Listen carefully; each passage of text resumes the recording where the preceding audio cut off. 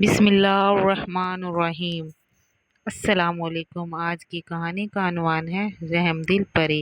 یہاں ایک بہت طویل، جذباتی اور سبق آموز کہانی پیش کر رہا ہوں جس میں ایک رحم دل پری اور اسکول کے بچے شامل ہیں۔ یہ کہانی بچوں کے سبق آموز اور دلچسپ جذبات سے بھرپور ہے۔ حصہ اول، خوابوں کی دنیا۔ یہ کہانی ایک چھوٹے سے گاؤں گل نگر کی ہے۔ گل نگر کے پہاڑوں کے درمیان چھپا ہوا ایک خوبصورت سا گاؤں جہاں پر ہر طرف ہریالی تھی، تتلیاں پھرتی تھی، پرندے خوشی سے چہچہاتے تھے، ندیوں کا پانی میٹھا بہتا تھا۔ گاؤں کے بیچوں بیچ ایک پرانا سا اسکول تھا۔ اسی اسکول میں 5 دوست پڑھتے تھے: علی، مریم، زینب، وقار اور صبا۔ یہ پانچوں بچوں بہت ہی اچھے دل کے مالک تھے، مگر ان کا ایک مسئلہ تھا: وہ سب غریب تھے۔ پرانی کتابیں، پرانے بستے پھٹے ہوئے اور جوتے اکثر دھلے ہوئے ہوتے۔ پھر بھی ان کے چہروں پر ہمیشہ مسکراہٹ رہتی کیونکہ انہیں پڑھنے کا شوق تھا۔ ایک دن اسکول میں اعلان ہوا کہ شہر کے بڑے بڑے افسران آ رہے ہیں اور جو بچہ امتحان میں سب سے اچھا نمبر لائے گا وہ اسے بہت بڑا انعام ملے گا۔ یہ سنتے ہی اسکول کے تمام بچے خوشی سے جھوم اٹھے، مگر 5 بچے تھوڑے اداس ہو گئے کیونکہ ان کے پاس نہ اچھی کتابیں تھی، نہ اچھے کپڑے اور نہ ہی کوئی مدد کرنے والا۔ حصہ دوم، پریوں کی دنیا سے مہمان۔ اسی رات علی، جو کہ بہت سمجھ تھا، نرم دل بچہ تھا، اس نے اپنی چھت پر لیٹا آسمان کے تاروں کی طرف دیکھتا کہا۔ اس نے آسمان کی طرف ہاتھ اٹھائے اور کہا: اے اللہ، ہمارے پاس سب کچھ بھی نہیں ہے، لیکن ہمیں علم حاصل کرنی ہے، ہماری مدد کرا۔ اچانک آسمان پر سے ایک چمکدار چیز اٹھی اور ایک خوبصورت سی روشنی زمین پر اتری، اور روشنی آہستہ آہستہ علی کے قریب آئی اور قریب آ کر ایک پری کا روپ دھار لیا۔ وہ سنہری لباس میں ملبوس تھی، اس کی آنکھوں میں محبت اور اس کے چہرے پر مسکراہٹ تھی۔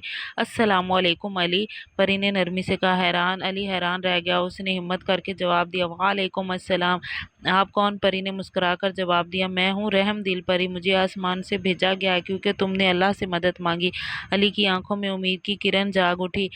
کیا آپ ہماری مدد کریں گے؟ پری نے سر ہلا کر کہا۔ لیکن یاد رکھو، میں تمہارے جادو سے کامیاب نہیں کرواؤں گا، میں تمہیں محنت کا راستہ دکھاؤں گا، اور جو محنت کرے گا میں اسی کی دعاؤں کو کامیاب کروں گی۔ حصہ سوم، محنت کا آغاز۔ اگلے دن صبح علی نے چاروں دوستوں کو بلایا اور انہیں سب کچھ بتایا۔ شروع سے سب کو یقین نہ آیا، مگر جب رحم دل پری ایک خوبصورت روشنی کے ساتھ ان کے سامنے تو وہ حیرت زدہ رہ گیا۔ پری نے سب کو ایک ایک کر کے تحفہ دیا۔ علی کو ایک چمکدار پینسل جو کہ صرف اس وقت لکھتی جب وہ سچ بولتا، مریم کو ایک کتاب اور طبی کھیلتی ہوئی سب جب وہ دوسروں کو مدد کرے گی، زینب کو ایک ربڑ جو غلطیاں مٹائے گی مگر ایک بار ہی وہ غلطی نہ کرنے کا عہد لیتی، وقار کو ایک تختی جس پر وہ لفظ لکھے گا جب دل کرے گا پڑھنے کو، صبا کو ایک بستہ جب وہ ہلکا ہوتا مگر اس کے پاس علم کا خزانہ بھرا ہوتا۔ اب 5 دوست دن رات محنت کرنے لگے۔ پری روز آتی اور ان کی محنت کو دیکھتی، دعائیں دیتی۔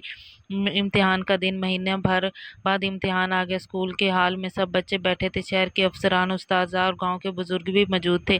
امتحان شروع ہوا۔ علی اور اس کے دوستوں نے اپنی ساری محنت کو قلم کے ذریعے کاغذ پر اتارا۔ جب نتیجہ آیا تو حیرت کی بات یہ ہوئی کہ علی، مریم، زینب، وقار، صبا، 5 نے پہلی پوزیشن حاصل کر لی۔ سب حیران تھے کہ یہ غریب کے بچے اتنے نمبر کیسے لے۔ افسران نے ان کے والدین کو بلایا اور سب کے سب کو انعام دیا۔ بچوں کو نئی کتابیں، کپڑے، اسکول بیگ اور اسکالرشپ دی تاکہ وہ بہترین اسکول میں جا کے پڑھائی کر سکیں۔ پری کی نصیحت۔ اسی رات سب خوشیاں منا رہے تھے۔ علی چھت پر بیٹھا، رحم دل پری دوبارہ ہی دیکھا۔ علی، جادو سے کچھ نہیں ہوتا، محنت، سچائی، محبت اور دعا سے بڑا جادو کوئی نہیں۔ اب میرا کام ختم ہوا۔ علی کی آنکھوں میں آنسو آ گئے۔ اگر آپ کبھی بھی نہ آئی ہوتی تو، پری نے مسکرا کر کہا، جب تمہیں نیکی کے راستے کی ضرورت ہو تو میں آ جاؤں گی۔